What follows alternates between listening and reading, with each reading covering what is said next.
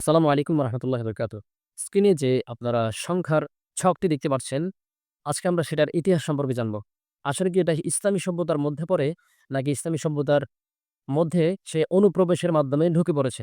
আজকে যদি আমরা সেটার ইতিহাস জানতে পারি, তাহলে আপনাকে আর কখনো কেউ ধোঁকা দিতে পারবে না ইনশাআল্লাহ।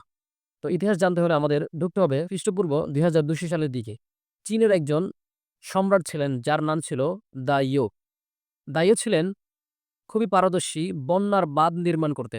তিনি খুব ভালো বন্যার বাঁধ নির্মাণ করতে পারেন। খুব এক্সপার্ট ছিলেন। একবার তিনি দেখলেন তেনাদের অঞ্চলে খুব ভারী বন্যা হইছে। বন্যার ফলে গ্রামবাসী বন্যার নিচে ডুবে যাচ্ছে। তিনি চিন্তা করলেন কি করা যায়? তেনার আর কোনো কিছু মাথায় আসছে না। তিনি তখন চিন্তা করলেন আমার ঈশ্বরকে ডাকা উচিত। উনি ঈশ্বরকে ডাকা শুরু করলেন। ঈশ্বর থেকে সাহায্য চাইতে শুরু করলেন। একদিন তিনি দেখলেন নদী থেকে একটা কচ্ছপ উঠে আসছে বা কাসেম অথবা ডটরল যেটাকে আমরা বলি আরকি।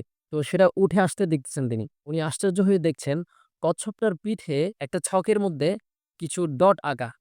উনি ডটগুলোকে যোগ করলেন। যোগ করে দেখলেন ডানে, বামে, উপরে, নিচে সবগুলো যখন একসাথে যোগ করে দেখতেছে, থেকে যোগ করতেছে, ওদিক থেকে ডটগুলোর মান একরকম হচ্ছে।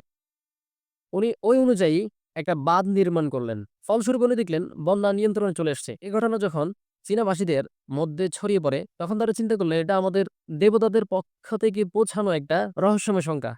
এরপর থেকে তারা এই সংখ্যাগুলোকে ভালো এবং খারাপ অর্থাৎ শুভ অশুভ কাজে ব্যবহার করতে শুরু করলো। তারা বিভিন্নভাবে এই সংখ্যাগুলোকে প্রতীকী হিসেবে ব্যবহার করা শুরু করলো এবং ভারতবর্ষে হিন্দু তান্ত্রিকরা এই সংখ্যা ছক দিয়ে বিভিন্ন তাবিজ হিসেবে মানুষকে ব্যবহার করার জন্য দিতেন এগুলো। আর মিশর আর গ্রিসে এই সংখ্যা ছক ৩ গুণ ৩, ৪ গুণ ৪ এই সংখ্যাগুলো ব্যবহার করে তারা জ্যোতিষবিদ্যা আর জাদুবিদ্যা চর্চা করত এবং তারা এগুলো দিয়ে দেব-দেবীদের উপাসনা করত। কথা হচ্ছে আমাদের ইসলামী সভ্যতার ভিতরে এই সংখ্যা ছকের জাদুর বিদ্যাগুলো কিভাবে প্রবেশ করলো? চলুন জেনে নিই।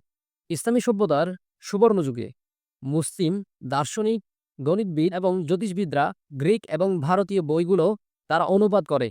এভাবে তাদের সংস্কৃতিগুলো আমাদের ইসলামী সভ্যতার ভিতরে ওই অনুবাদের মাধ্যমে ঢুকে পড়ে। প্রথম এগুলো ছিল গণিত ও জ্যোতিষবিদদের কৌতূহলের বিষয়। পরবর্তীতে এগুলোকে কিছু সুফি এবং তান্ত্রিক আলেম আধ্যাত্মিক সুরক্ষার তাবিজ হিসেবে তারা ব্যবহার করতে শুরু করল।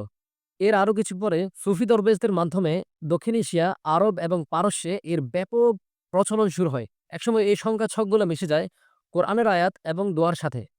যেমন সংখ্যা ছকের ভিতরে তারা লিখত আয়াতুল কুরসি, চারকুল এবং বিভিন্ন দোয়া তারা এই সংখ্যা ছককে কোরআনের সঙ্গে মিশ্রিত করে ফেলে। যেটাকে তারা নাম দিয়েছে উফাক, মানে হলো বিশেষ সংখ্যা ছক। এভাবে ভারত উপমহাদেশে হিন্দু তান্ত্রিক এবং সুফিদের উফাক মিশে গেছে আমাদের সাথে। ফলে আজও বাংলাদেশ, ভারত, পাকিস্তানে এই ধরনের নকশা হেফাজতের তাবিজ হিসাবে ব্যবহার চলে আসছে। এর মানে এখান থেকে এটা দ্বারা এই ধরনের নকশা ইসলামের মূল শিক্ষা থেকে আসেনি। এটা বরং প্রাচীন লোকাচার থেকে আসা জিনিস। পরবর্তীতে এটা সুফিতান্ত্রিকদের হাত ধরে আমাদের ইসলামে প্রবেশ করেছে। আশা করছি বুঝতে পেরেছেন। কেউ যদি কোনো ডাউট থাকে আমাকে অবশ্যই জানাবেন। আমি আপনাকে পুরো বিষয়টা ক্লিয়ার করব ইনশাআল্লাহ। আমরা মুসলিম হিসেবে আমাদের ইতিহাসগুলো জানা অত্যন্ত প্রয়োজন। আশা করছি আমাদের যে সমস্ত ভাইগুলো আছে তারা যেন আমাদের ইসলামের ইতিহাসটা জানে। তাহলে আমাদেরকে ধোঁকা দেওয়া একদম সহজ হবে না। আসসালামু আলাইকুম ওয়া রাহমাতুল্লাহ।